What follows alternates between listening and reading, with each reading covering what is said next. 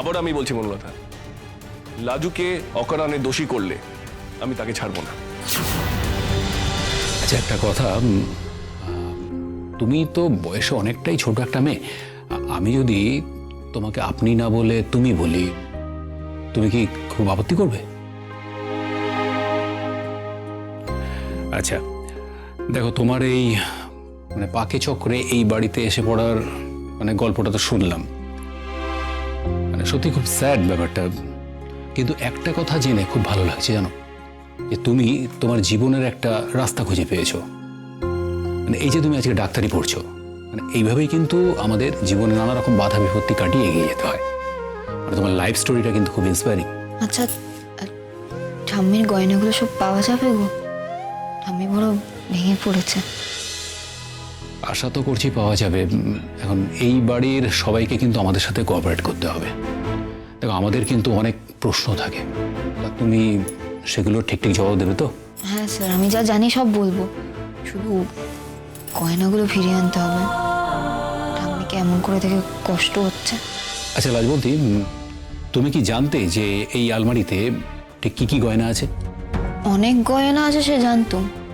ঠাম্মি যখন গয়নাগুলো রেখেছিল তখন আমার সামনেই রেখেছিল। মাঝে মাঝে জিজ্ঞেসও করতো, এটা যদি একে দিই কেমন লাগবে, বা ওটা যদি ওকে দিই কেমন লাগবে। আচ্ছা, উনি তোমায় কোনো গয়না দিয়েছেন? হ্যাঁ হ্যাঁ, পড়তে দিয়েছে অনুষ্ঠানে। তবে আমারই কেমন যেন ভারী ভারী গয়নায় ভয় লাগে। আমি তো জন্ম হয়েছে এমন গয়না চোখে কখনো দেখিনি গো। এরকম গয়না পরার কথা ভাবা তো দূরের কথা। তবে হ্যাঁ, আমি যখন এখানে এসেছিলাম আমার গায়ের গয়না সব ডাকাতি হয়ে গেছিল।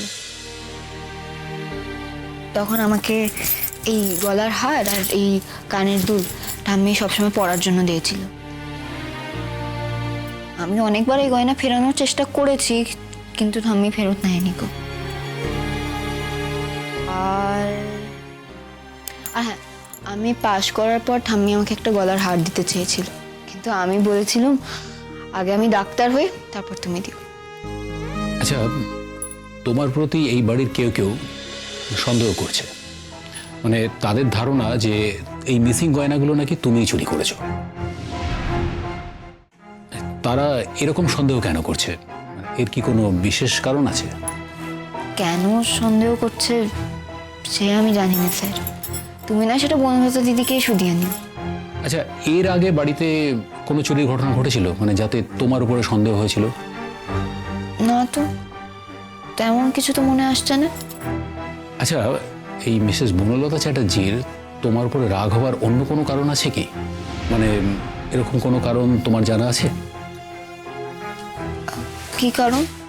মানে এই যে তুমি তার বরের বউ হয়ে তার আগেই এই বাড়িতে এসেছো, তার আগে থেকেই তুমি এই বাড়িতে থাকছো, এখন সব ঠিক হয়ে যাবার পরেও তুমি এখানে থেকেই পড়াশোনা করছো, মানে এই জন্য। আমিও সত্যি করার বউ নয় গো, সে একখানা মিচিমিচি কাণ্ড। ওর বর আমাকে ভুল করে এখানে নিয়ে এসেছিল, আমি বললুম না। আচ্ছা রাজমন্তী, তুমি কখনো ওই আলমারির মানে লকারে হাত দিয়েছো? হ্যাঁ হ্যাঁ, অনেকবার। ঠাম্মি তো প্রায় আমাকে হাতে চাবি দিয়ে বলতো কি এটা বের কর ওটা বের কর। আচ্ছা, তুমি শেষবার শ্বশুরবাড়িতে কবে গিয়েছো? গেল শনিবার, সোমবার চলে এসেছি। তার মানে গত দুদিনের মধ্যে তুমি বাড়ি যাও? না। আচ্ছা, বাড়িতে এর মধ্যে সন্দেহজনক কিছু ঘটেছে? মানে কোনো অচেনা লোক বাড়িতে ঢুকেছে, বা হয়তো কোনো কাজে কেউ এ বাড়িতে এসেছিল, মানে এরকম কোনো কিছু তুমি খেয়াল করেছো?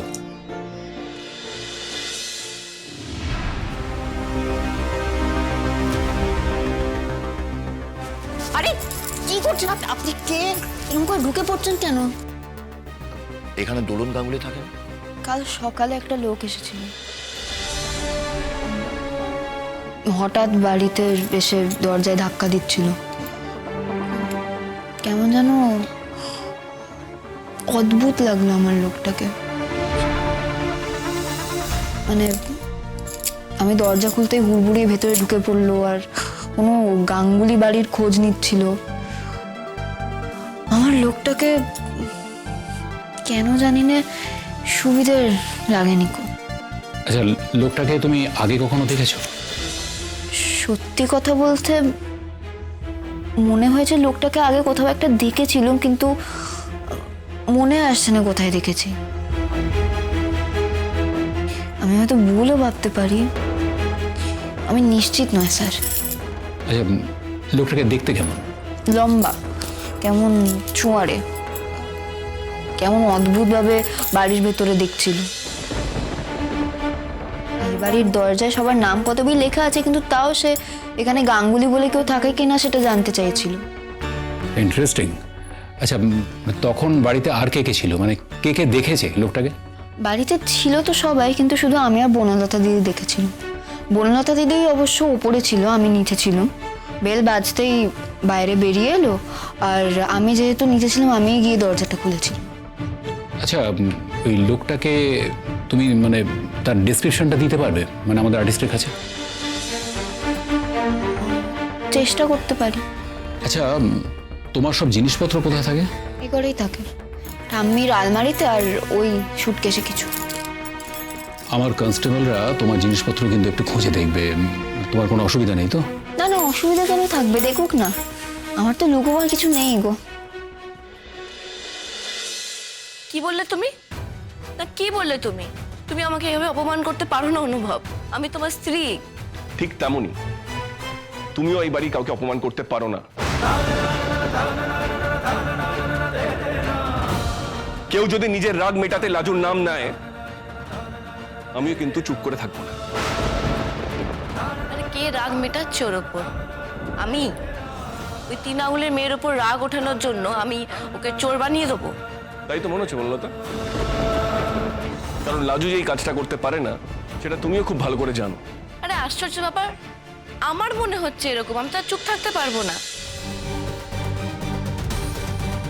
অন্তত ঠাম্মির মুখের দিকে তাকিয়ে তো আমাকে আমার সত্যিটা বলতেই হবে।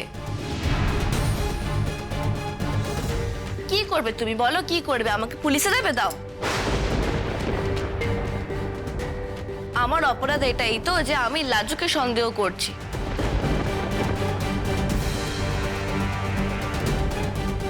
তোমার মনে হয় আমাকে এই অপরাধে পুলিশ অ্যারেস্ট করবে? পারেন, তবে লাজুর প্রতি তুমি সন্দেহ প্রকাশ করলে আমিও তোমার প্রতি সন্দেহ প্রকাশ করাটা পুলিশের কাছে জানাবো। আমি কাউকে পুলিশে দেওয়ার কেউ নয় ঠিকই, কিন্তু তাদের হেল্প তো করতে পারি। যে আসল অপরাধী পুলিশ তাকে ধরবে। আবার আমি বলছি বনলতা, লাজুকে অকারণে দোষী করলে আমি তাকে ছাড়বো না।